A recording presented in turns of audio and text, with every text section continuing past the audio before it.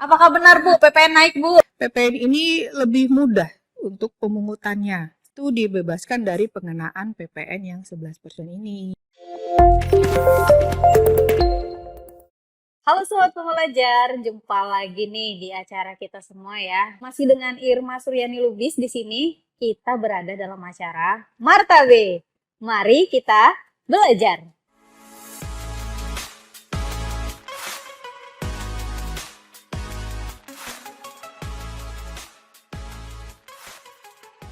Edisi kali ini sangat spesial, kita kedatangan Bapak Wong Sitar Sinaga, Bapak Kepala Kantor Pelayanan Pajak Pratama Lubuk Pakam ya Pak ya. Halo Bapak, bagaimana kabarnya?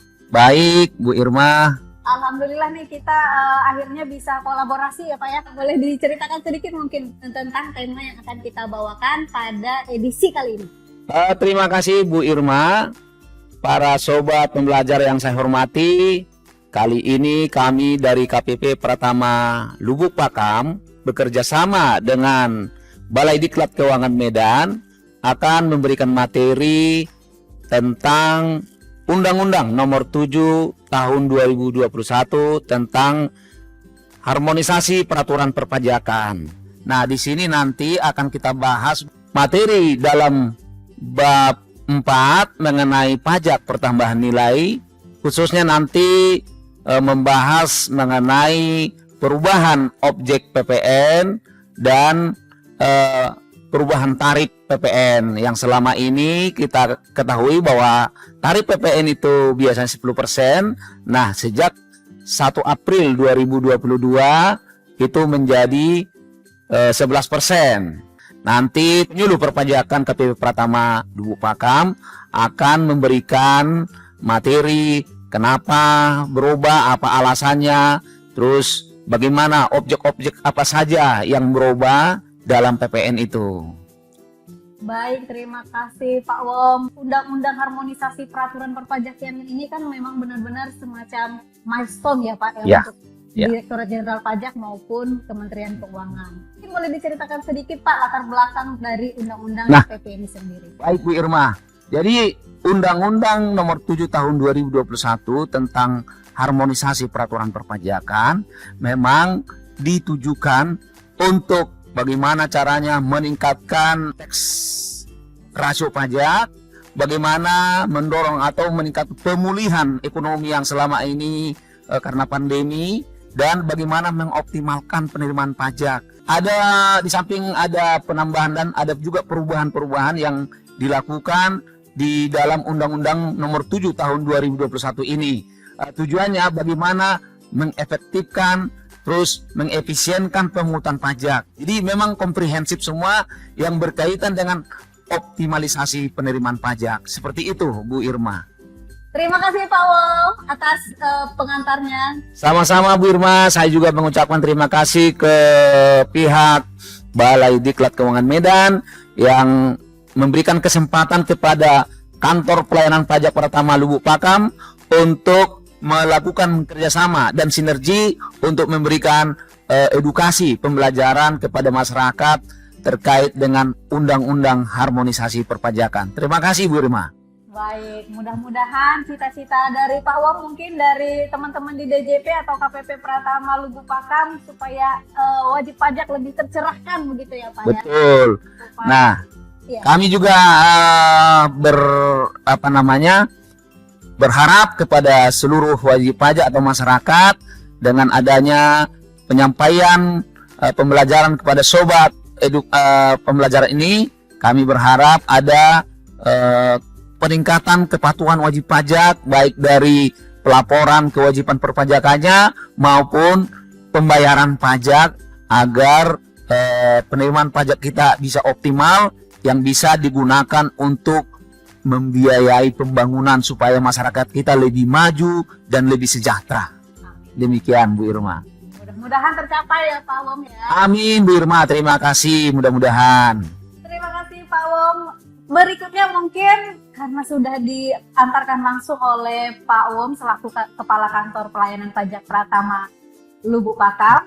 Selanjutnya kita akan mendengarkan langsung dari narasumber penyuluh perpajakan di KPP Pratama Lubuk Pakam. Kita sambut nih Ibu Rumondang Imelda Natalia. Terima kasih Mbak Irma. Kita panggilnya Bu Mondang ya? Iya, Bu Mondang aja Baik, bisa. apa kabarnya nih Bu Mondang? Baik Mbak Irma. Mbak Irma bagaimana? Alhamdulillah, baik luar biasa. Baik juga nih. ya. Oke.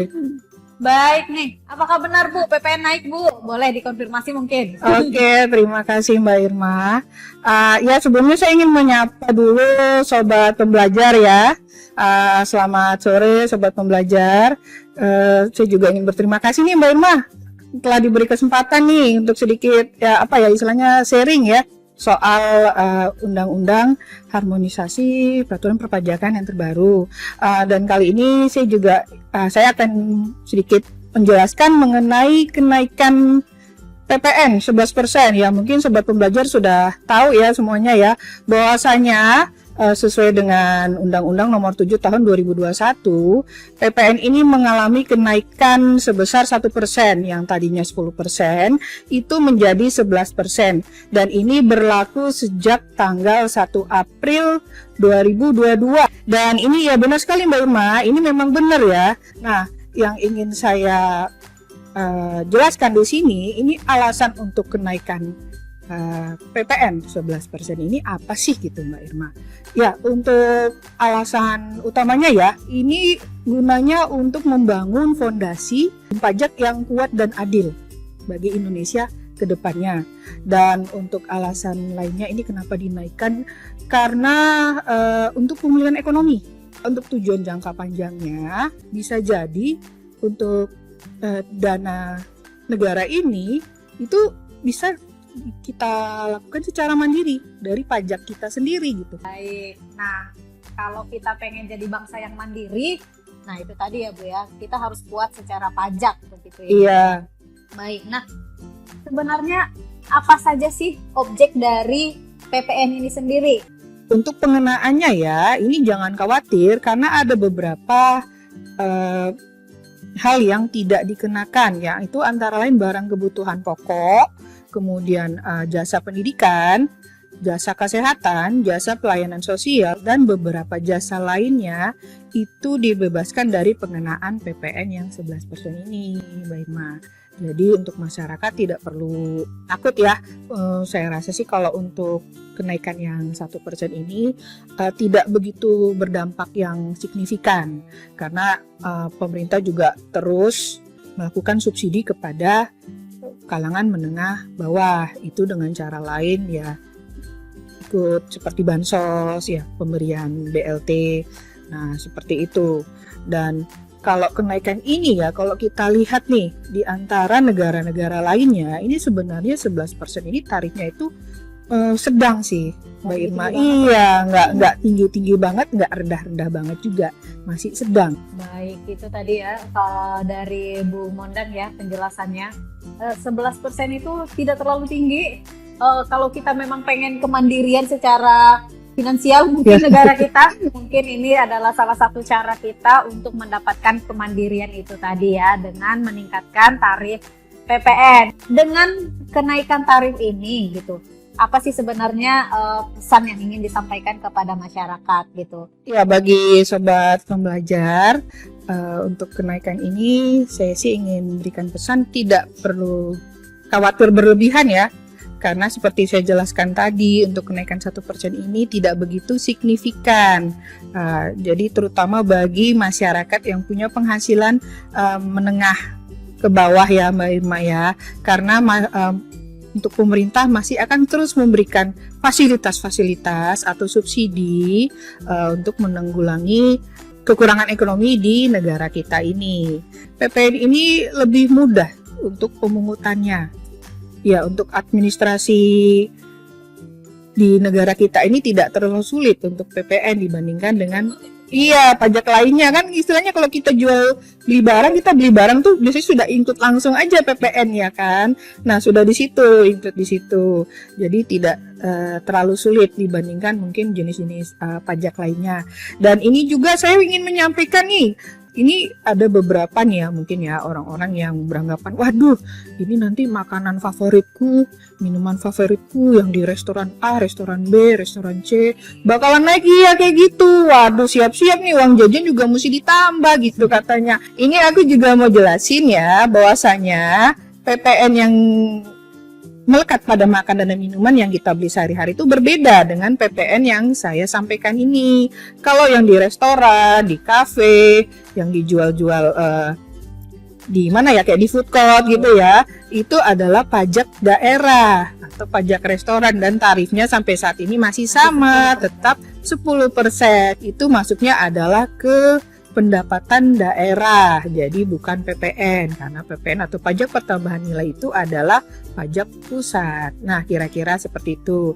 Baik nih, sudah lugas sekali dijelaskan oleh Bu Mondang tentang pengenaan tarif yang baru, tarif pajak yang baru. Dan jangan khawatir, ini yang paling penting tadi ya Bu ya, untuk fasilitas pendidikan, kesehatan, bahan pokok, dan sosial ya, jasa pelayanan sosial dan beberapa jasa lainnya itu dikenakan pembebasan PPN. Iya.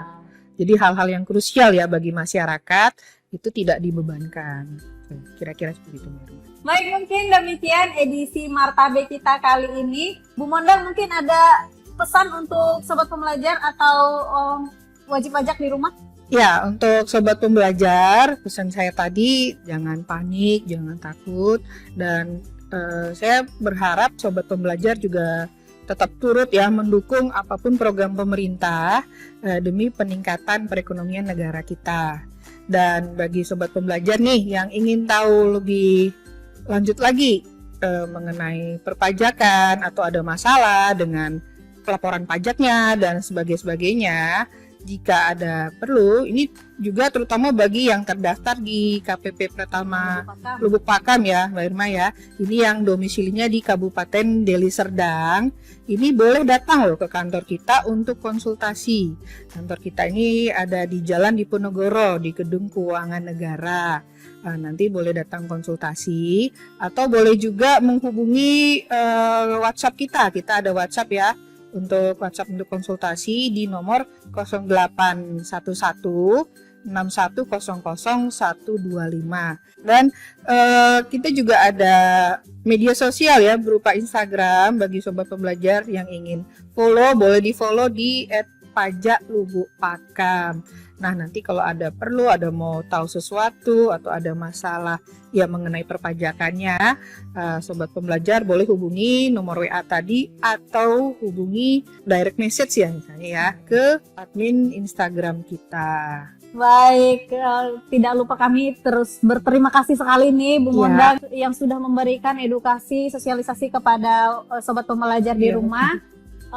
Kita tunggu pasti kerjasama selanjutnya, sinergi selanjutnya. Sampai jumpa di Martabe edisi selanjutnya. Dah.